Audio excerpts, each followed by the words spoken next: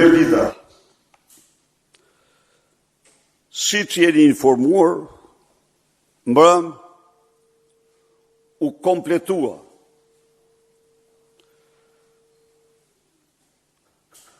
krijimi i institucioneve të Partisë Demokratike të Shqipërisë. Së pari, duhet të falenderoj me mirënjohje të gjithë ish bashkëpunëtorët e mi. Ojert Bylykbashi, Luciano Boçi, Ivi Kaso dhe sekretarët e Partisë Demokratike për kontributin e tyre të çmuar. I garantoj se mbeten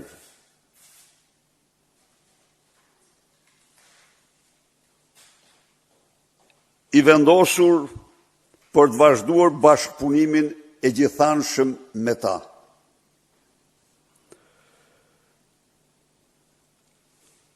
Të falenderoj Edi Palokën për kontributin e tij të çmuar.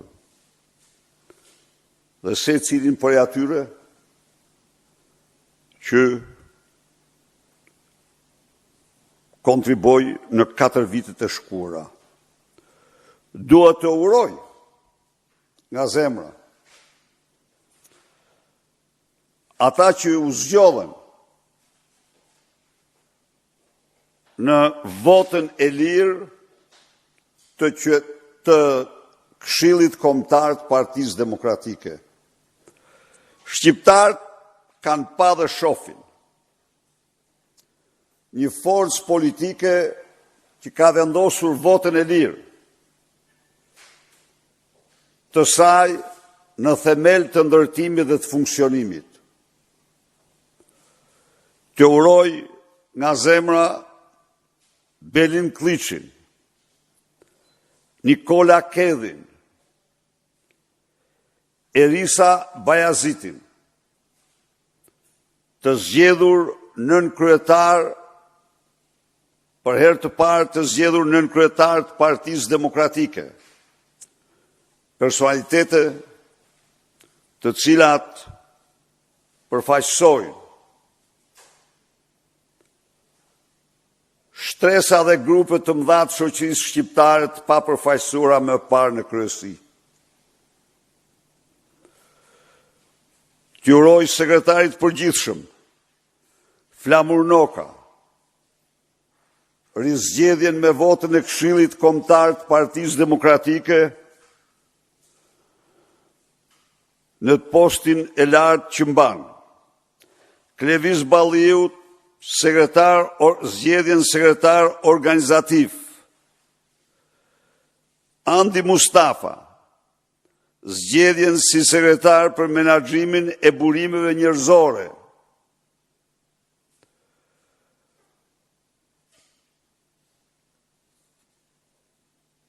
Marash Logu, sekretar për çështjet ligjore dhe zgjedhore. Viola Kapetani, sekretare për marrëdhëniet me publikun.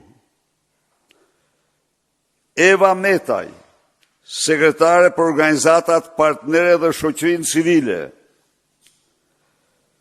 Fioral Badizdari, sekretare për integrimin evropian. Sekretar për emigracionin dhe diasporën Ethem Aga.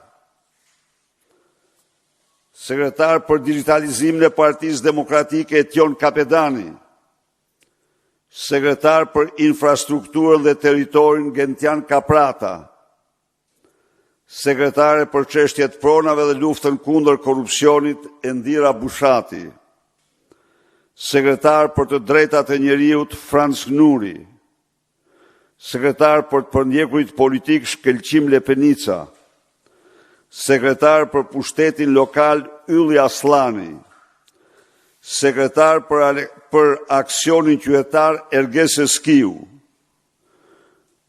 komisioni apo gjykata e partisë, Adriana Kalaja, Besart Logu, Shaqir Manjani, Suina Aslanaj, Gentian Keqi. Unë kam një falënderim të veçantë për të gjithë ata të cilët kandiduan për këto poste të rëndësishme. I garantoj për konsideratën time më të lartë dhe vlerësimin më të madh, pavarësisht nga rezultati i këtij votimi. Shpresoj të vazhdojmë bashkëpunimin me ta si personalitetet të shquara të Partisë Demokratike. Falënderoj Zotin Gazmend Bardhi dhe Komisionin e votimit për punën serioze që bën. Kam një ndjesë publike për Zotin Lorenz Lukaj, i cili ka dërguar një mesazh me të cilin ai informon se nuk dëshiron të kandidojë. Por mesazhi është lexuar me vonesë, ndaj dhe unë duke shpreh konsideratën time më të lartë për të gjithë kontributet e Zotit Lorenz, e gjej të domosdoshme t'i kërkoj ndjesë për vendosjen e tij për shkak të leximit me vonesë të mesazhit që kishte dërguar. Pra, siç e shihni, ka një ripërtritje të madhe me personalitetet ndër më të shquarat të fushave të tyre në drejtimin e Partisë Demokratike. Kjo dëshmon vendosmërinë e kësaj partie për ripërtritjen. Kjo dëshmon gjithashtu potencialet e saj shumë të mëdha. Kjo dëshmon gjithashtu votën e lirë si mekanizëm themelor të funksionimit të kësaj partie. Edhe njëherë, urimet më të përzemërta të zgjedhur të ri. Faleminderit.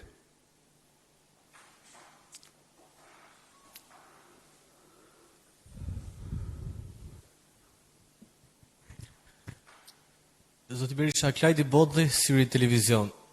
Ditën e sotme ju bojkotuat seancën parlamentare, ndërkohë që konferenca e kryetarëve vendosi që të shtyjë deri në muajin tetor afatin e komisionit për reformën zgjedhore. Ndërkohë kemi një ngërç tek komisioni për reformën territoriale dhe ditën e djeshme dy bashkëkryetarët Luciano Boçi dhe zoti Mazningu nuk kanë gjetur gjuhën dhe le të themi është bllokuar puna në atë komision. A ka Partia Demokratike një platformë në lidhje me ndarjen e re territoriale, duke qenë se përfaqësuesit e Partisë Demokratike dhe akuzuan Partinë Socialiste se po përpiqet që ta miratojë reformën njëlloj si në vitin 2016 e vetme. Keni ju këtë informacion dhe a ka një platformë Partia Demokratike për ndarjen territoriale për ta paraqitur? Ne kemi faleminderit për pyetjen, konstatimi ju është i drejtë. Komisioni Pala Socialiste ka ndryshuar qëndrimin dhe kërkon ta miratoj pa Partinë Demokratike. Ne konstatojmë se po ndërpritet procesi, s'kan përfunduar konsultat akoma, të parashikuara të miratuara sipas rregullave.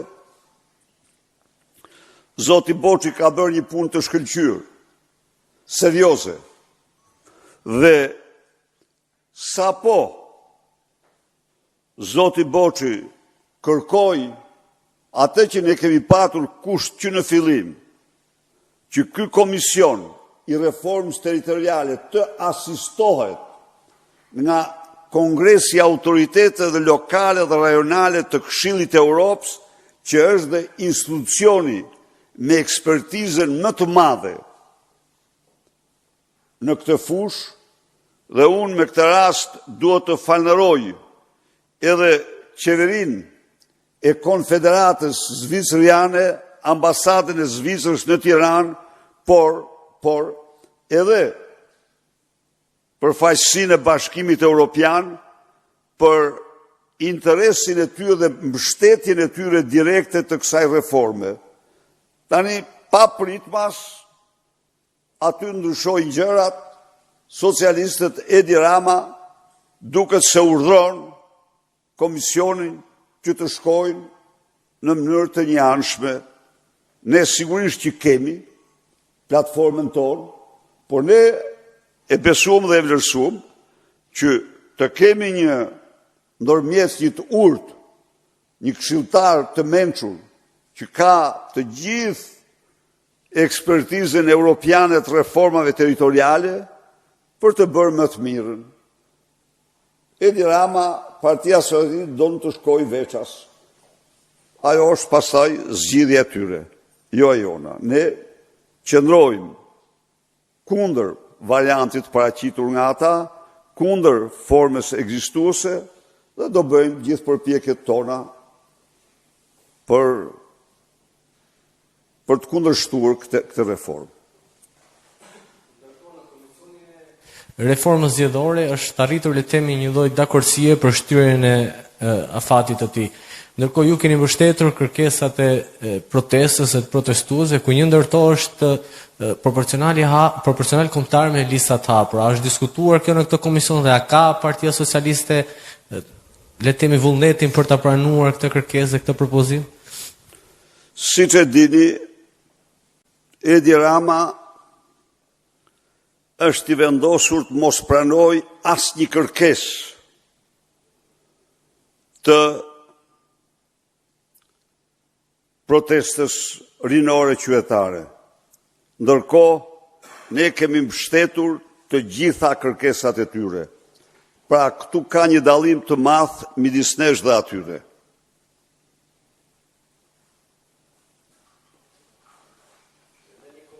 Fundit në lidhje me deklaratat e ministres serbe para disa ditësh që është shprehur që nëse do të ishte ajo si Miloševići do ta pastronte etnikisht Kosovën. Deklarata e saj është dënuar me forcën më të madhe nga një deklaratë e Partisë Demokratike ditë më parë e paraqitur nga zëdhënësja e partisë zonja Floriana Garo. Ne kërkuam menjëherë shpalljen e saj non grata dhe iniciimin e një padie për mbështetje të genocidit dhe të spastrimit etnik nga një ministër e vendit që i ka kryer këto akte. Por unë ju garantoj dy gjëra. Përsa koha ajo rrin atë kabinet, ajo ka shprehur mendimin e padronit të Edi Ramës Aleksandar Vučić, se të mash një monster si ajo në kabinet, e cila dëshmon me gjaftofsin më të madhe shprekeqardhjen se nuk u kompletue genocidi dhe spastrimi etnik në Kosovë si pas operacionit Patkoj, do të thotë të kesh vetë atë mendësi. Së dyti, dënoj me forcën më të madhe heshtjen e turpshme, heshtjen prej vasali të qeverisë shqiptare, ndaj deklaratës së një ministri të Beogradit, ndërkohë që shpall non grata qytetar të Prizrenit pse marrin pjesë në protest, ndërkohë që shpall non grata deputet të Maqedonisë Veriut përfaqësues të shqiptarëve në aktin më të turpshëm, më vetë poshtrues, nuk guxon të shpall non grata dhe ai ministër i jashtëm, turpi gjitha kohrave që nuk guxon të thot një fjalë, ndaj asaj që ishte ndaj ministrës Monster, që kërkonte spastrimin etnik të gjithë shqiptarëve nga Kosova. Kjo besoj, ky qëndrim dëshmon ftyrën e vërtet të regjimit të Tiranës, një regjim vasal ndaj Beogradit. Faleminderit.